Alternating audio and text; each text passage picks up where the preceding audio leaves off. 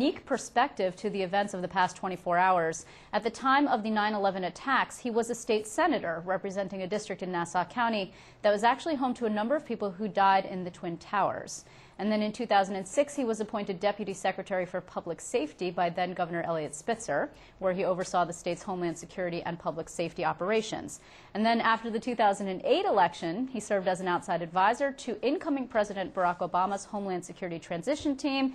And then this time around, he was an advisor to the transition team of Governor Andrew Cuomo.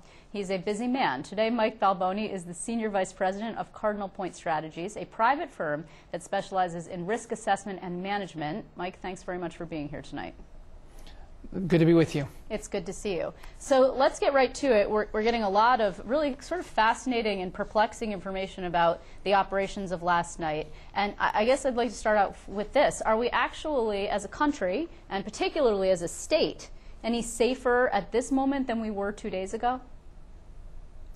I think that what's still to be determined is whether or not Osama bin Laden actually had any operational capacity. Certainly, as a figurehead, as an iconic figure within the al-Qaeda movement, he had great relevancy. But in terms of the day-to-day operations, it's, if you are in a compound without internet or wireless, the ability to command and control elements overseas in particular is very limited, obviously. Right. But the question is, what is the response? Is there a retaliation that comes? Is this a organization that's shown in the past that it can reform itself? There are satellite groups throughout the world, whether it's in the Maghreb or in Somalia or in the Fatah between Pakistan and Afghanistan. So obviously the threat has not gone away, but I think what we're going to see is an internal struggle for leadership. And that is going to result in possibly a new vector of attacks that they're going to try and do. Well, and something we haven't even seen and probably can't even conceive of at this point. You know, it's also sort of interesting that for almost 10 years now, when we weren't getting Osama bin Laden, we spent a lot of time hearing from elected officials about how he was just one man. And what we really were concerned about was this vast network of people in a dispersed way who were acting on their own, if you were sort of loosely affiliated, if at all. Now it's a major situation and a major coup for us to have killed him. Not to downplay the situation there. It's just interesting how the message has changed. But I think that what this meant for many in the U.S. security forces was that this was the symbol.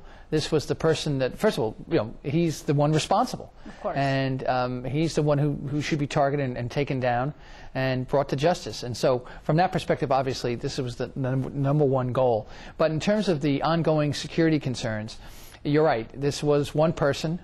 His operational day-to-day capacities was limited. And there's still a large network. The question, of course, is who leads? Who's the face of it?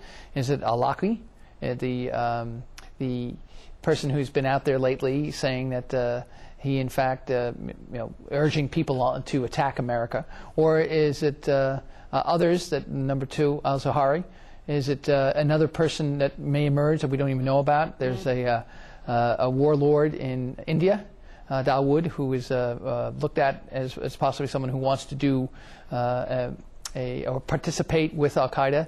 There's a lot of questions as to who will emerge, but we know this. They won't, whoever emerges will not have the network, the charisma, nor the notoriety, the notorious notoriety of Osama bin Laden. Do you think, Rudy Giuliani said earlier today, that in the short term, actually, we might be, not to incite any fear among people, and that's certainly not what we're trying to do here, but in the short term, particularly New York, since we are such a large and popular target, we would be actually a little bit more in danger, which is why they elevated the levels, and the governor you saw earlier today elevated security, that we would be more in threat in the short term, although in the long term, the former mayor said he would sleep better. I just wonder if you agree with that. Well, I think that what Ray Kelly and the security forces in New York City in particular and the president throughout the nation have done is they've increased the deterrence factor. That you put people out in the street in a very visible way. You make sure that the resources are coordinated. But obviously this attack could not have been anticipated by the al-Qaeda forces. Their playbook is not to strike in a retaliatory fashion. What they do is they wait to exploit a vulnerability.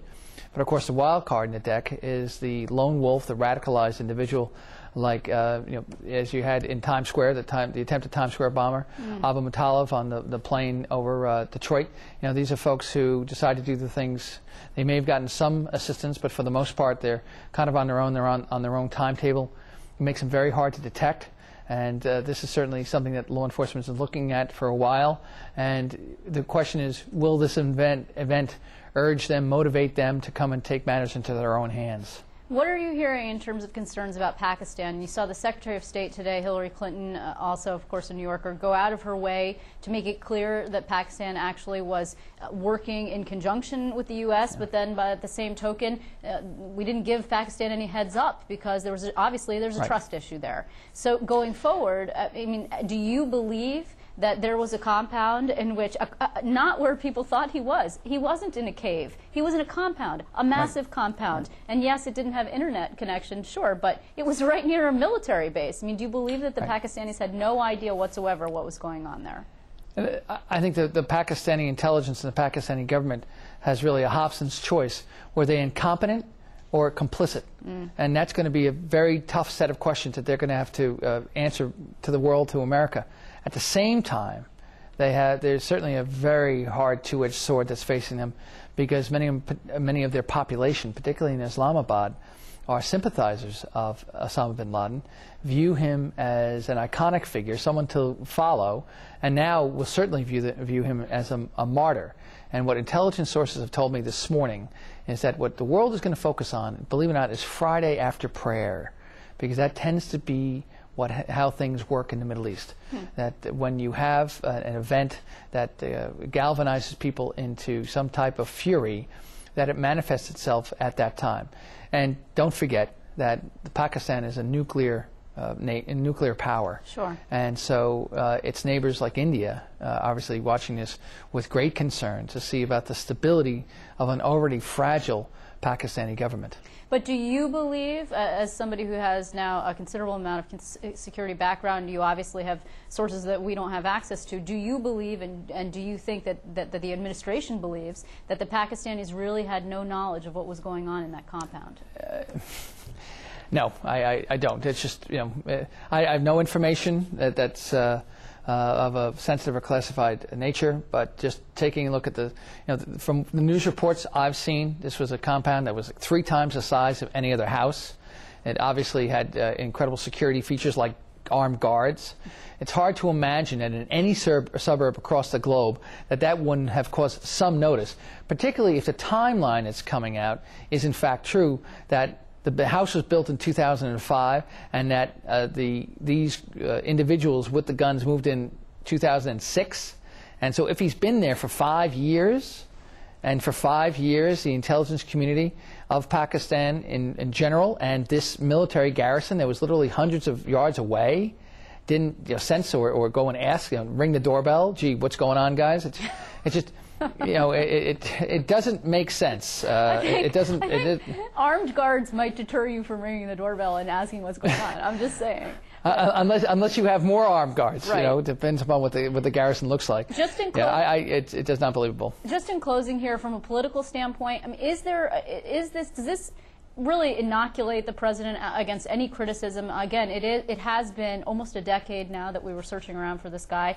Obama, it's a huge win for him, very significant for the country, very significant for people, of course, who lost loved ones in 9/11, but particularly for New Yorkers. But does this inoculate him against any criticism at all in terms of his national security policy? Because there has been criticism, particularly when it comes to Libya.